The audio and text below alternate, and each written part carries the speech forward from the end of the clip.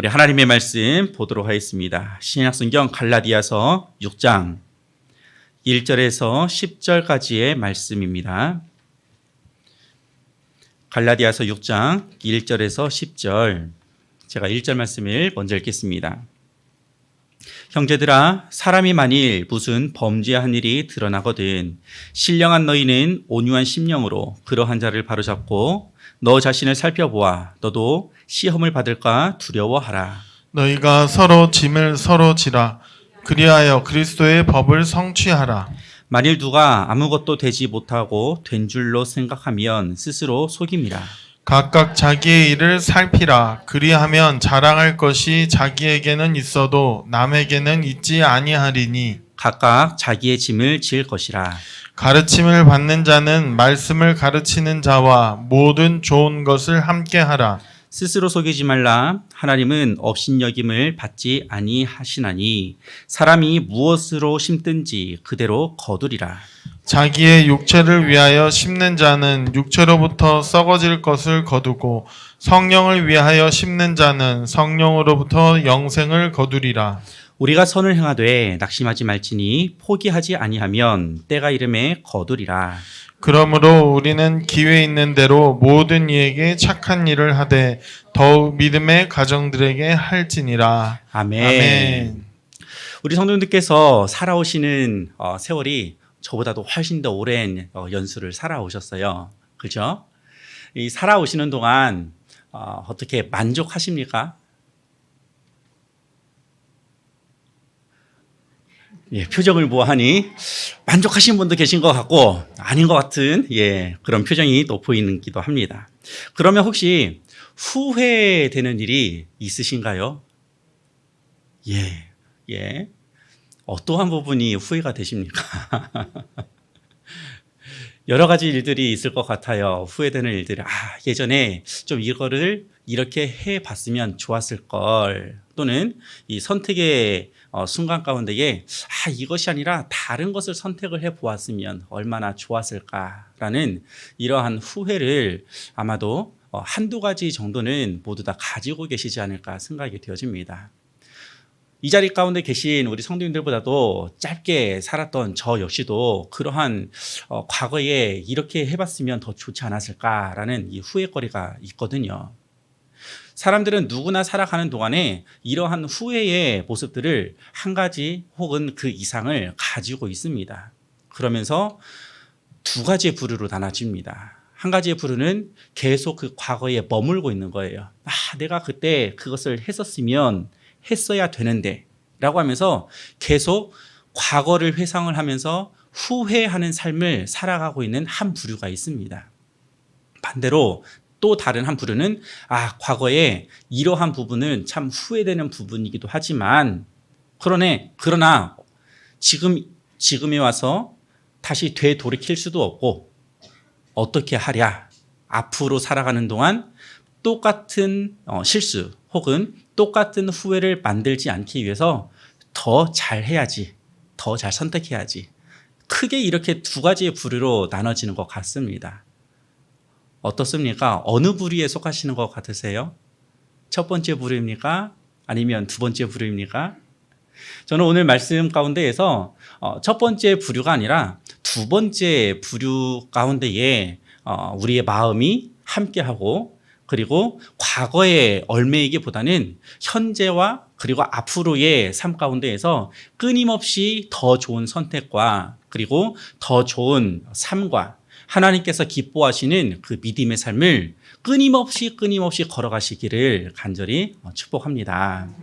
그래서 오늘 본문의 말씀 제목이 기회 있는 대로이잖아요. 그래서 지금보다도 앞으로의 삶 가운데에 기회가 있는 대로 끊임없이 어떻게 해야 될 것인가, 이 부분을 오늘 본문의 말씀을 통해서 한 5가지 정도 한번 살펴보려고 합니다.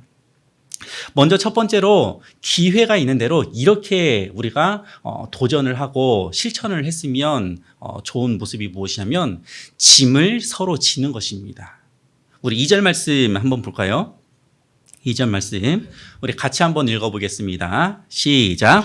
너희가 짐을 서로 지라 그리하여 그리스도의 법을 성취하라. 아멘. 너희가 짐을 서로 지라라고 권면하고 있죠. 짐을 서로 진다라는 것은 무엇일까요? 짐을 서로 진다. 무거운 짐을 들고 가면 그래서 혼자 들고 가면 무겁지만 옆에 사람과 함께 나눠 짊어지게 되어지면은 무게가 절반으로 줄어들잖아요. 해군 훈련 중에 목봉체조라고 있습니다. 아마도 이 TV에서 한 번쯤은 보셨을 것 같은데 길이가 한 5m 정도 되어지고 그리고 무게가 한 100kg 정도 되어지는 커다란 통나무를 9명이 한 조가 되어가지고 서로 이렇게 올렸다 내렸다 하는 거예요. 예, 아시죠? 예. 올렸다가 내렸다가 올렸다가 또 내렸다가 앉기도 하고 그거 가지고 앉아서 있기도 하고요. 훈련 시간이 한 60분 정도 된다라고 해요. 그러니까 60분 동안 그것을 땅에 내려놓으면 안 되는 거예요. 그런데 얼마나 무거워요, 그거를. 그리고 무겁기 때문에 9명이서 한 사람 정도는 내가 안 들면, 내가 조금 덜 들면 괜찮지 않을까? 요령을 피우는 사람도 있을 거 아니에요? 그러면 요령을 피우면 피운 만큼 나머지 다른 사람들이 그만큼 더 힘이 들게 되어지죠. 그래서 이 목봉체조를 힘든데도 불구하고 꼭 하는 이유는 무엇이냐면은 서로 한 몸이 된다. 우리는 한 공동체다라는 것을 심어주기 위해서 이 체조를 꼭 한다라고 합니다. 할 때는 너무나도 힘이 들지만 하고 나면은 우리가 함께 해냈어라는 이 성취감 그리고 한 공동체 이 마음이 너무나도 크기 때문이죠. 짐을 서로 진다라는 것은 바로 이와 같은 것이에요. 우리 1절 말씀을 보면 어떻게 말하고 있는지 한번 볼까요? 1절 말씀 형제들아 같이 한번 읽어보겠습니다. 시작. 형제들아 사람이 만일 무슨 범죄한 일이 드러나거든 신령한 너희는 온유한 심령으로 그러한 자를 바로잡고 너 자신을 살펴보아 너도 시험을 받을까 두려워하라. 아멘. 사실 짐을 서로 지라라는 이 권면의 말씀은 1절 말씀과 연결이 되어지는 말씀이에요. 교회 안에서 어떠한 일들이 발생이 되어지냐면 범죄한 일들이 드러나는 겁니다. 교회에 다양한 사람들이 모여들잖아요. 그리고 다양한 사람들이 모여들기 때문에 다양한 일들이 펼쳐집니다. 선한 일들도 펼쳐지지만 반대의 일들도 펼쳐져요. 범죄한 일이 드러나거든 어떻게 반응을 해야 합니까? 저 사람 죄를 지었대. 혹은 어떻게 그럴 수 있어? 라고 하면서 크게 놀라면서 그 사람을 멀리하려고 하는 것이 일반적인 반응 아닙니까? 그런데 이 사도 바울은 이렇게 권면을 하는 거예요. 온유한 심령으로 그러한 자를 바로잡고 그 사람들을 안아주라는 거예요. 포용을 하라는 겁니다. 온유한 심령으로. 그러면서 너 자신을 살펴보아서 너도 그러한 똑같은 범죄의 일을 저지르지 않을까? 조심하라, 두려워하라 라고 말하는 거예요. 범죄한 일들이 발견이 되어지고 드러나게 되어지면은 그 교회에 커다란 시험이 되게 됩니다. 그 한 사람으로 인하여서 교회 전체 공동체가 크게 흔들려 버려요. 그러한 일들을 직접 경험을 하거나 혹은 타 교회에서 일어난 일들을 귀로 듣거나 하지 않습니까? 그러한 일이 발생했을 때 그 한 사람, 범죄한 한 사람, 죄를 지은 한 사람을 낙인을 찍어버리고 그 사람을 향하여서 완전히 내쫓아버리고 어떻게 그럴 수 있어? 라고 하면서 수군수군하면 이러한 일들이 보편적이고 일반적이다라면 사도 바울의 권면의 말씀을 통해서 살펴볼 때에 그러한 일들을 품어야 된다는 거예요. 그러한 일들을 안아야 된다는 거예요. 우리 예수님께서 하셨던 그 행적 가운데에서 이러한 일이 있었습니다. 어느 날 사람들이요 한 여인을 데리고 와요. 그리고 예수님 앞에 딱 내려놓습니다. 뭐라고 이야기를 합니까?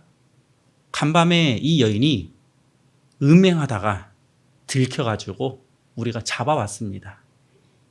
율법에 의하면 돌로 쳐 죽이라고 하는데 어떻게 할까요? 라고 하면서 예수님 앞에 이 여인을 완전히 던져놓죠. 그때 예수님께서 어떻게 말씀을 하셨습니까? 그래? 율법에 의해서 그러면 돌로 쳐 죽여. 라고 말씀하지 않으셨어요. 죄 없는 자가 돌을 던지라 라고 말씀하시죠. 그때에 그 주변에 있었던 수많은 사람들이 그 스스로의 죄책에 찔려가지고 돌을 든 것이 아니라 돌을 내려놓고 그 자리를 떠나갑니다. 사람들이 다 떠나갔었을 때에 예수님께서 이 여인에게 말씀을 하십니다.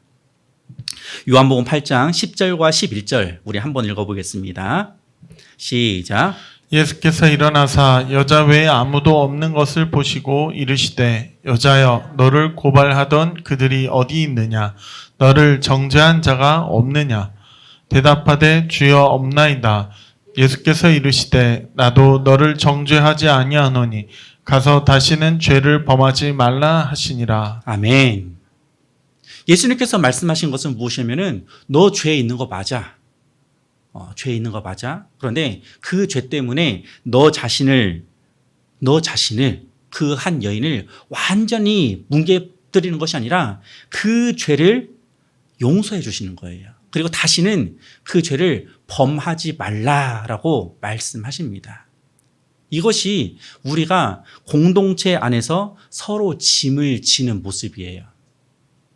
서로를 향하여서 날카롭게 대적하거나 그 사람을 향해서 비난하거나 그 사람을 향해서 수군수군 하는 것이 아니라 오히려 그것을 품고 그것을 안아주고 더 이상 똑같은 잘못을 똑같은 죄를 범하지 아니하도록 우리 모든 공동체가 함께 아파하고 함께 극복해야 되는 것입니다.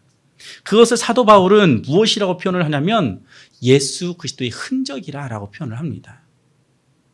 이 한 여인, 간음한 여인, 음행한 여인, 그런데 예수님께서 이렇게 말씀하시고 나서 이 여인은 아마도 평생토록 예수님께서 하신 그 말씀 때문에 그 흔적 때문에 똑같은 죄를 반복해서 짓지 않을 것이에요. 짐을 함께 지라. 기회가 있는 대로 우리에게는 아직 기회가 많이 있잖아요. 기회가 아직 많이 있습니다. 그 기회에 있는 대로 우리가 함께 해야 될 것은 첫 번째로 짐을 함께 지는 거예요. 함께 아파하고 함께 그것을 위해서 기도하고 함께 그것을 극복해내고 그래서 우리 가운데에 예수 그리스도의 흔적을 새기는 것입니다. 두 번째로는 모든 좋은 것을 함께 하라라는 것이에요. 우리 6절 말씀 같이 한번 읽어봅니다. 시작. 가르침을 받는 자는 말씀을 가르치는 자와 모든 좋은 것을 함께 하라. 아멘. 많이 들어보신 말씀이죠. 가르침을 받는 자는 말씀을 가르치는 자와 모든 좋은 것을 함께 하라. 교회 공동체 가운데에서 이 말씀을 가르치는 자와 가르침을 받는 자 두 부류의 대상으로 나누게 되어지면은 아마도 이렇게 생각을 하실 것 같아요. 가르치는 자, 교역자, 가르침을 받는 자, 성도. 아마도 이렇게 생각을 하지 않을까 조심스럽게 생각을 해봅니다. 그런데 만약 사도 바울이 이 말씀을 그렇게만 적용하라고 말씀을 했다라면 갈라디아 교회 가운데에서 가르침을 가르치는 자는 누구냐면은 사도 바울이에요. 바나바이에요. 사도 바울과 바나바가 가르쳤고 그 가르침에 의해서 이 갈라디아 교회가 세워졌거든요. 그런데 사도 바울과 바나바는 더 이상 거기에 머물지 않고 다시 이동을 합니다. 그러면 가르치는 자가 없어지는 거잖아요. 그렇죠?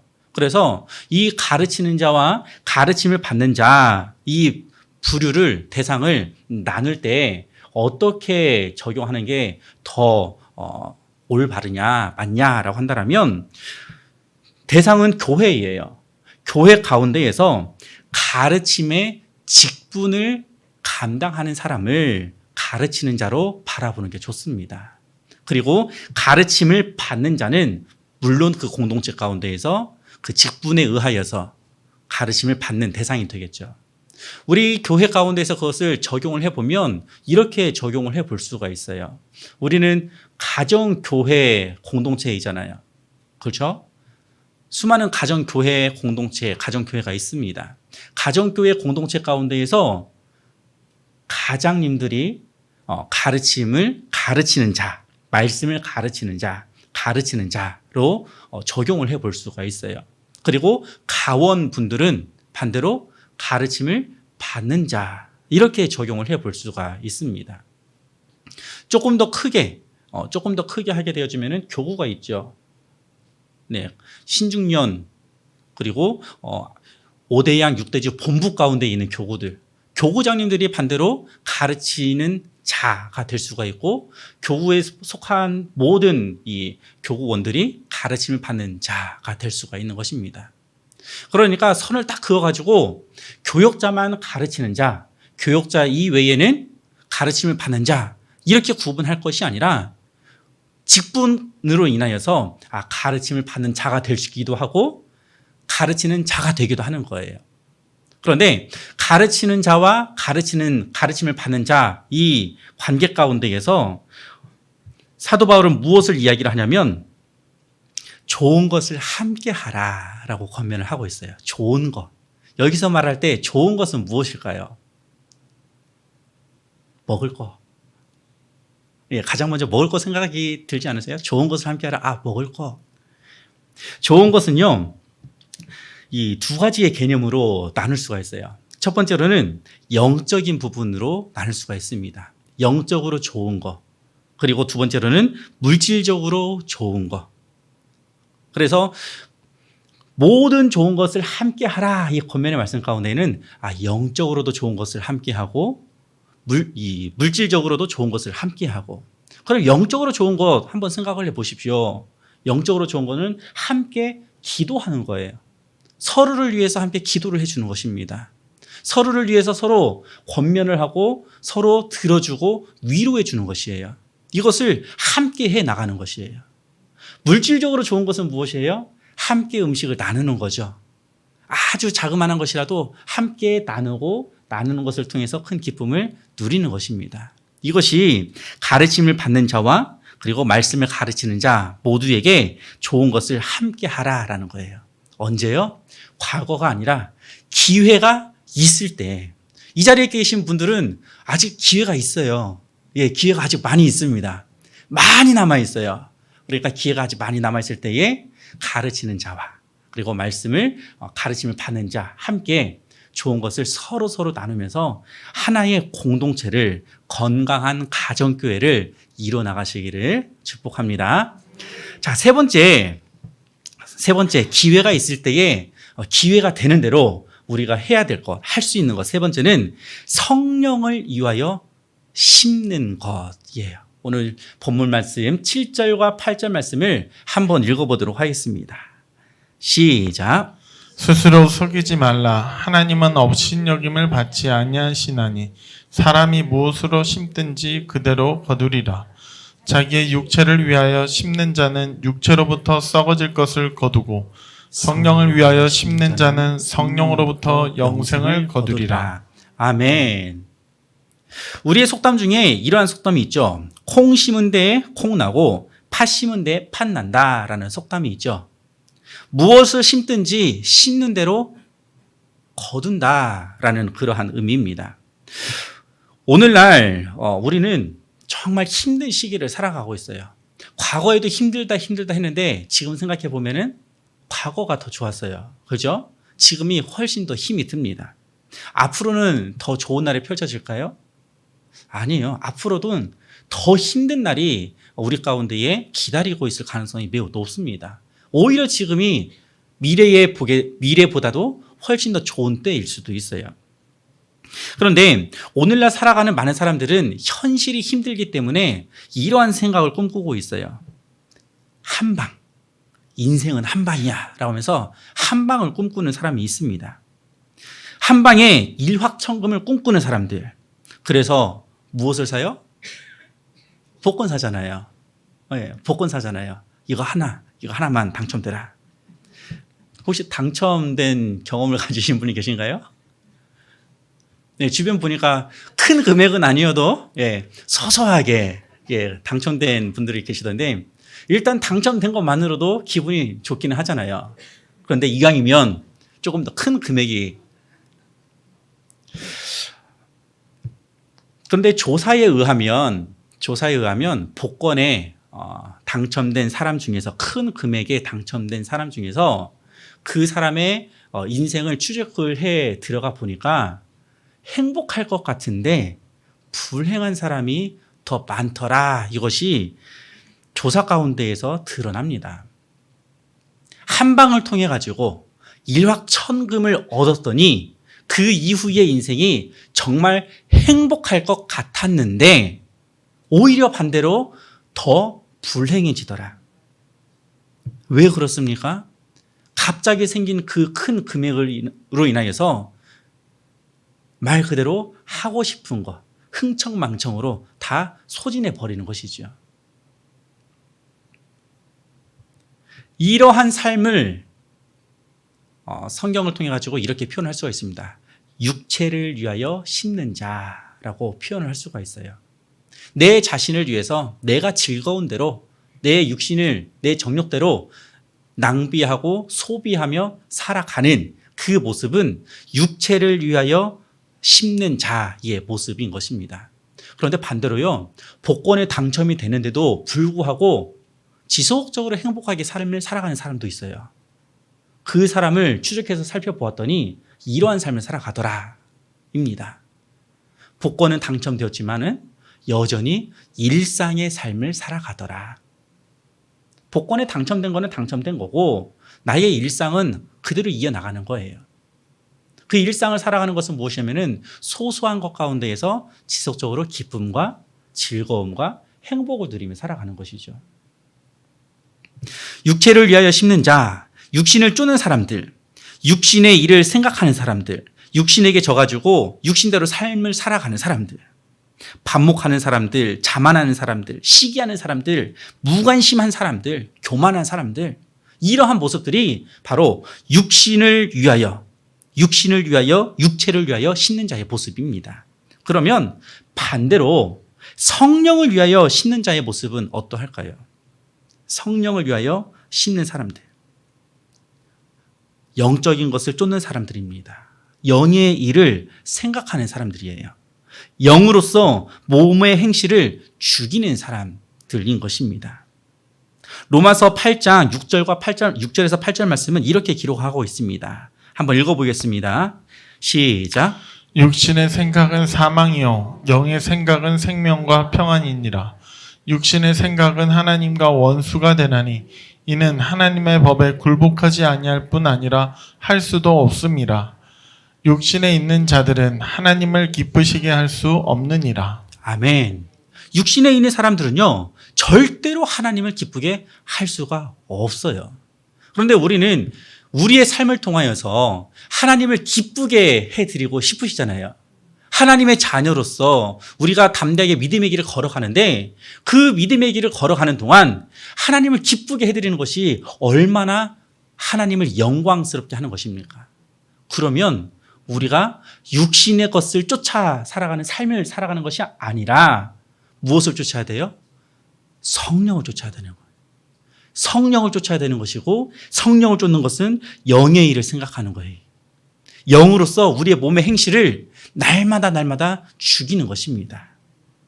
성령을 위하여 심을 때에 우리는 성령으로부터 영생을 얻으리라 라는 이 말씀을 기억하기를 원합니다. 또한 이 성령을 위하여서 심고 성령을 쫓으면서 살아갈 때에 우리는 하나님을 기쁘게 하는 삶을 살아갈 수 있을 것을 확신하시길 원합니다. 자, 네 번째 살펴보겠습니다. 우리 기회가 있는 대로 지금 세 가지 살펴보았어요. 네 가지 살펴보기 전에 다시 한번 생각을 해보면 첫 번째, 짐을 서로 지는 거예요. 짐을 서로 지는 것. 두 번째는 모든 좋은 것을 함께 하는 거예요. 세 번째는 성령을 위하여 심는 거. 예, 잘 기억하고 따라오고 계십니다. 자, 이제 네 번째입니다. 네 번째는 선을 행하되 낙심하지 않는 거예요. 선을 행하되 낙심하지 않는 것. 우리 9절 말씀 한번 읽어보겠습니다. 시작. 우리가 선을 행하되 낙심하지 말지니 포기하지 아니하면 때가 이름에 거두리라. 아멘. 선을 행하되 낙심하지 말지니 때가 이름에 거두리라. 선을 행하다가 혹시 낙심한 적이 있으신가요? 제가 아는 한 지사님이 계십니다. 이 지사님은 사업을 하시고요. 이 음식점을 하세요. 음식점을 하시고 이 한 건물 안에 1층에서 이 음식 사업을 하시는데 2층하고 1층하고 같은 주차장 공간을 사용을 해요. 주차장이 협소한 것은 아니지만은 그래도 오는 손님들이 있기 때문에 때로는 좀 부족한 부분도 있습니다. 그래서 1층에서 이 사업하시는 이 집사님이 오시는 손님들을 위하여서 주차장 공간을 조금 확보를 해야 되는데 사용을 해야 되는데 때로는 비어있는 2층 이 주차장을 사용하기도 합니다. 워낙 손님들이 오니까. 그런데 전화가 와요. 2층에서. 차 빼달라고. 얼마나 좀 마음이 좀 안 좋겠어요. 좀 양보 한번 해주시면 좋을 텐데. 그런데 뭐 2층 공간이니까 어쩔 수 없이 이제 또 차를 빼기도 합니다. 근데 이 지사님은 워낙 부지런하세요. 성격이 워낙 부지런하셔가지고 해 뜨기 전부터 일어나셔가지고 막 청소를 합니다. 가게 오픈하기 전에 이 건물을 청소를 해요. 주차장도 청소를 하고 가게도 청소를 하고 계단도 청소를 하고. 근데 계단을 청소하는데 이 지사님이 이러한 마음이 들었대요. 그래, 누가 이기나 한번 해보자. 어떤 부분이냐면 2층 계단까지 청소를 해버리는 거예요. 아니 2층에서는 주차장에 차 대지 말라고 차 빼달라고 연락을 하는데 오히려 이 지사님은 2층까지 청소를 해버리는 거죠. 그러면서 누가 이기나 한번 해보자. 하루 이틀 이어야죠. 그런데 뭐 몇 달이 지나고 몇 년이 지나도 이 지사님은 굴하지 않고 계속 2층까지 청소하는 거예요. 네, 끝까지 청소를 하는 겁니다. 어떻게 됐을까요? 결과가 예측이 되지 않으세요? 예. 선을 행하되 낙심하지 말지니 이것은 아니 내가 이마만큼 했으면 됐지 왜 반응이 없어 라고 하면서 낙심하지 말라라는 거죠. 정상적인 사람이라면 하나님께서 주신 양심이 작동이 되는 사람이라면 양심에서 말하는 것을 거부할 수 없는 거예요. 지속적으로 내가 선을 행하는데 그 선에 대해서 반응을 할 수밖에 없다라는 것입니다. 선을 행하는데도 상대방의 반응이 없다라면 오히려 선을 악으로 갚는다라면 우리는 그 선을 행한 것이 오히려 반대로 선을 행하지 않는 것이 나을 뻔한 상황으로 펼쳐질 수도 있습니다. 당시 사도 바울이 편지를 쓸 당시 갈라디아 교회 성도들은 타인에 대해 거의 관심을 갖지 않는 이기적이며 자기 민족적인 종교적 태도로 변질되었다고 합니다. 다른 사람들에 대해서 관심을 갖지를 않아요. 자기 만족적이고 종교적인 그러한 태도. 이러한 모습을 보이는데도 지속적으로 선을 행해야 될까요? 네, 행해야 합니다. 지속적으로 선을 행해야 합니다. 그러면서 언제쯤 될까라고 하면서 낙심하지 말아야 합니다. 성령의 9가지 열매 중에서 제일 마지막 열매가 절제. 절제 전에 온유. 제가 뒷부부터 했네요. 앞부부터 해야 되는데. 사랑, 사희화, 오자. 네 번째는 네 번째. 사랑, 희락, 화평, 오래 참음. 예, 오래 참음. 사희화, 오자, 양춘, 온절. 이렇게 외웠거든요. 오래 참음의 열매는 바로 낙심하지 않는 것 가운데 있습니다. 어떻게 하면 오래 참을 수가 있어요? 지속적으로 선을 행하면서 우리는 할 수가 없어요. 사람인지라 언젠가는 낙심하게 되어지고 언젠가는 변질이 되어지게 맙니다. 아니 내가 지금까지 이만큼 했는데 어떻게 반응이 없을 수 없어 라고 하면서 낙심하게 되거든요. 그런데 하나님께서 우리의 마음을 만져주시면 그리고 성령님께서 우리를 붙잡아 주시면 우리는 그 성령님의 힘을 입어서 오래 참음의 열매를 맺을 수가 있습니다. 그것이 바로 선을 행하되 낙심하지 말라라는 이 권면의 말씀을 우리가 행할 수 있는 유일한 방법이에요. 아직 기회가 있다라고 말씀을 드렸어요. 기회 있는 대로 선을 행하십시오. 그러나 낙심은 하지 마십시오. 자, 이제 마지막입니다. 마지막 5번째. 10절 말씀 우리 한번 같이 읽어보겠습니다. 시작. 그러므로 우리는 기회 있는 대로 모든 이에게 착한 일을 하되 더욱 믿음의 가정들에게 할지니라. 아멘. 기회 있는 대로 우리 5가지를 살펴보았어요. 다시 첫 번째 보면 서로 짐을 지는 것. 두 번째, 모든 좋은 것을 함께 하는 것. 세 번째는 성령을 위하여서 심는 것. 네 번째는 선을 행하되 낙심하지 않는 것. 다섯 번째는 모든 이에게 착한 일을 하는 것. 착한 일이라는 것은 어떠한 행위 자체에서 저 사람 참 착해요 라고 말하는 것일 수도 있지만은 본문 가운데서 말하고 있는 착한 일은 그 동기까지도 바라보는 거예요. 우리 어떠한 일들을 마주하다 보게 되어지면은 눈에 뻔히 보이는 거 있잖아요. 분명 입으로는 얼굴로는 이 착한 것으로 말은 하고 있지만은 그 속이 뻔히 들여다 보이는 그거 있잖아요. 그거를 우리는 착한 일이라고 절대로 말할 수가 없는 거예요. 다른 말로 가식이라고 말을 할 수가 있죠. 모든 이에게 착한 일을 하라라는 것은 그 동기까지도 순수하게 착한 일과 선행으로 연결이 되어지는 것을 말을 합니다. 내 마음의 동기도 착한 것이고 그 착한 동기로 나타나는 표현 자체도 착한 일인 것이에요. 그런데 바울은요, 특이하게도 이렇게 이야기를 해요. 착한 일을 하되 더욱 믿음의 가정들에게 할지니라 라고 하면서 콕 집어가지고 믿음의 가정을 언급을 합니다. 믿음의 가정, 이것은 어떻게 보면은 우리의 개개인의 가정이 되기도 하고요. 그리고 교회 공동체를 가리키기도 합니다. 세상 사람들에게 당연히 착하게 나아가야 돼요. 그런데 이 착한 일의 대상은 가장 먼저 우리 가정 가운데에서 착한 일이 이루어져야 합니다. 그리고 우리 교회 공동체 가운데에서 착한 일이 이루어져야 합니다. 한번 생각해 보십시오. 우리의 가족을 돌보지 않는데 다른 이들은 돌보아요. 이게 앞뒤가 안 맞잖아요. 우리 교회 공동체에서는 지속적으로 이 분쟁과 다툼이 일어나는데 교회 밖에서는 너무나도 선한 일을 행하고 있는 것처럼 나타내어진다면 이것도 앞뒤가 맞지가 않잖아요. 내 안에서 내가 속한 우리 믿음의 가정 가운데에서 착한 일이 먼저 이루어져야 합니다. 그리고 우리 교회 공동체 안에서 착한 일이 이루어져야 돼요. 그래야만이 모든이라는 단어가 앞뒤가 연결이 되는 것입니다.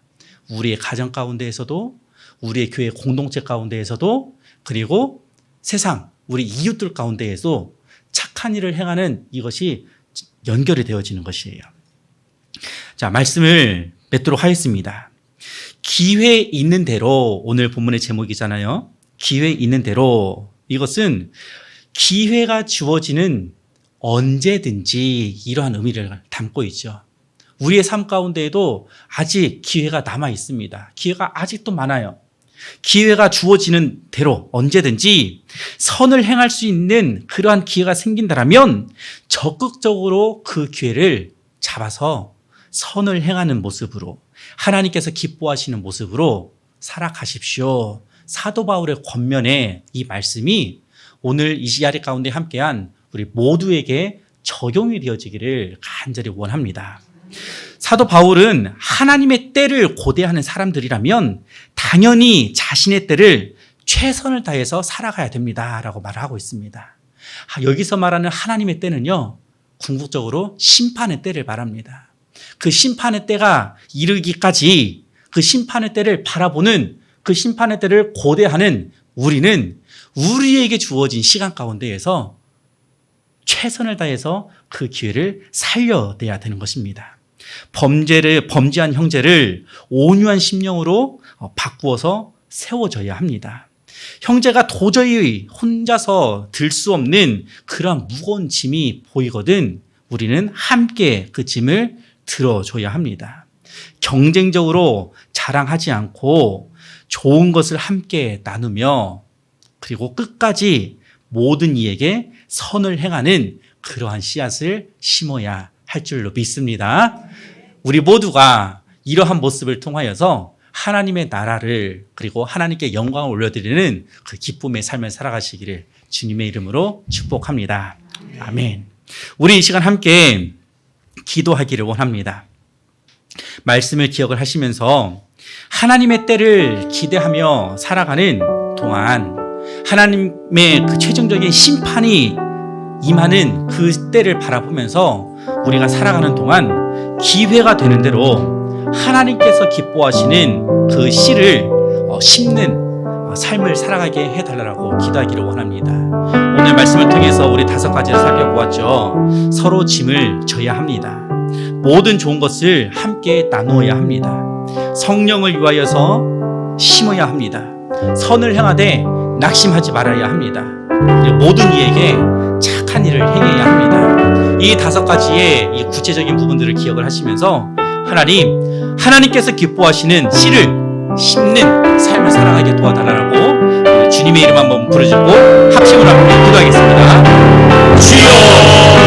하나님 아버지 감사합니다. 하나님께서 기뻐하시는 삶을 살아가기를 소망합니다. 하나님의 때가 임하는 그 시간인지 우리에게 주어진 시간 가운데서 최선의 모습으로 그 삶을 살아가기를 과거를 돌아보면서 회개하며 또한 주의 그러한 선택을 해서 결국에는 인정하시는 주의 모습을 지속적으로 가져갈 것이 아니라 우리에게 주어진 시간 가운데 우리 가운데에 마주하는 앞으로의 시간 가운데에서 신뢰를 주시대로 하나님께서 기뻐하시는 모습으로 살아가기를 원합니다. 하나님 도와주옵소서 함께하여 주옵소서 하나님 그 신뢰를 기뻐하며 또한 서로의 짐을 나누며 지는 그러한 삶을 살아가기를 원합니다. 도와주옵소서 내 마음을 바꾸어 주옵소서 모든 좋은 것을 함께하며 모든 좋은 것을 함께 나누면서 하나님의 공동체를 세워나갈 수 있는 그런 모습이 우리의 삶 가운데 펼쳐지게 하여 주옵소서. 성령을 위해서 심는 삶을 살아가기를 원합니다. 하나님 도와주옵소서. 성령께서 기뻐하시는 그 씨를 품게 하여 주시고 그 씨앗을 품을 때에 성령의 열매를 맺어나가게 하여 주옵소서. 선을 행하되 낙심하지 않기를 원합니다. 오래 참음을 통하여서 지속적으로 선을 행하게 하여 주시고 낙심의 허리를 주께서 거두어 주시고 주께서 오시는 그날까지 지속적인 선을 행하는 모습이 우리의 삶 가운데에 지속되기를 원합니다. 모든 이에게 착한 일을 하는 것을 통하여서 하나님의 공동체를 서게 하여 주시고 우리의 둥기와 우리의 모습들이 일치되는 모습으로 나갈 수 있도록 주님 축복하여 주옵소서. 함께하여 주옵소서.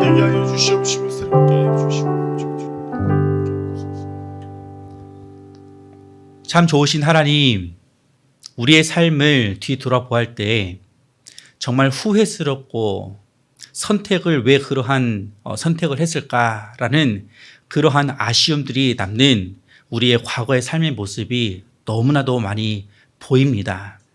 그런데 우리가 살아가는 것은 과거를 살아가는 것이 아니라 지금 현재를 살아가고 앞으로를 살아가야 되는 시간이 아직 우리에게는 많이 남아 있습니다.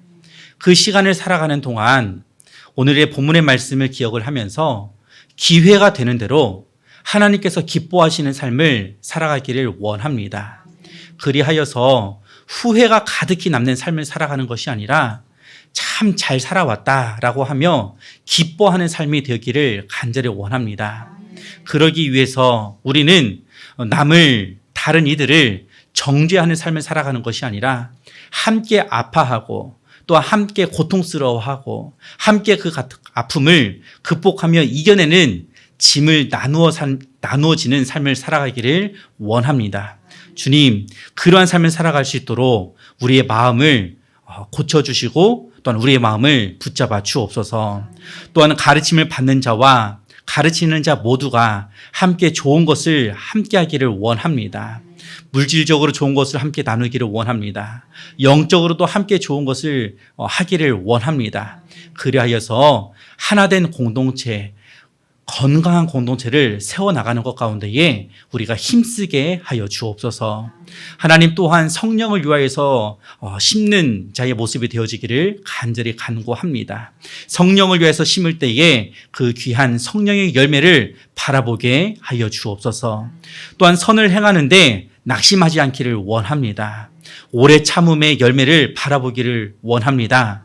우리의 삶 가운데에서 지속적으로 선을 행할 때에 낙심하지 않고 끝까지 주님을 바라보면서 나아갈 수 있는 힘을 더하여 주옵소서. 모든 이에게 착한 일을 하기를 원합니다. 먼저 우리 가정 가운데에서, 또한 우리 교회 공동체 가운데에서 착한 일을 행하게 하여 주시고, 그 착한 일의 모습들이 우리 교회 밖 가운데에서도 나타내어지기를 원합니다. 바로 이러한 모습들이 우리의 삶 가운데에서 기회가 있는 대로 지속적으로 행할 길 간절히 원하오니, 성령 하나님께서 이 말씀 기억나게 하여 주시고, 또한 이 말씀대로 행할 수 있도록 붙잡아 주시고 인도하여 주옵소서. 우리의 삶을 주관하시고 다스리시는 영광의 하나님을 바라보며 예수 그리스도의 이름으로 기도드립니다. 아멘. 하늘에 계신 우리 아버지여, 이름이 거룩히 여김을 받으시오며 나라가 임하시오며 뜻이 하늘에서 이루어진 것 같이 땅에서도 이루어지이다. 오늘날 우리에게 일용할 양식을 주옵시고, 우리가 우리에게 죄 지은 자를 사하여 준 것 같이 우리 죄를 사하여 주옵시고, 우리를 시험에 들게 하지 마옵시고 다만 악에서 구하옵소서. 대개 나라와 권세와 영광이 아버지께 영원히 있사옵나이다. 아멘.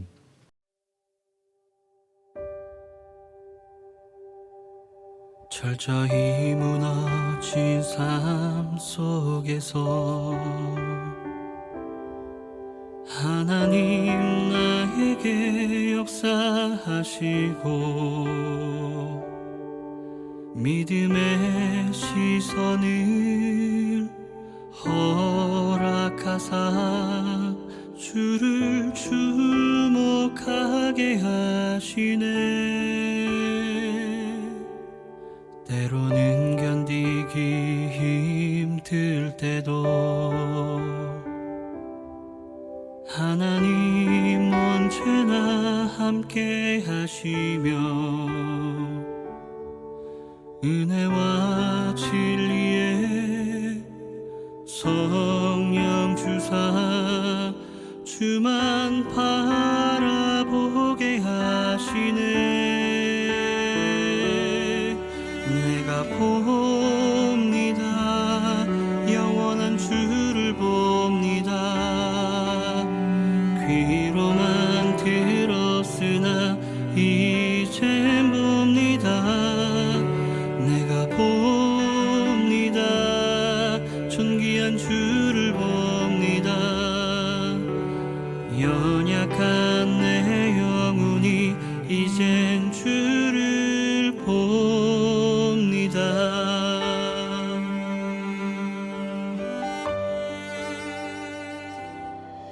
철저히 무너진 삶 속에서 하나님 나에게 역사하시고 믿음의 시선을 허락하사 주를 주목하게 하시네. 때로는 견디기 힘들 때도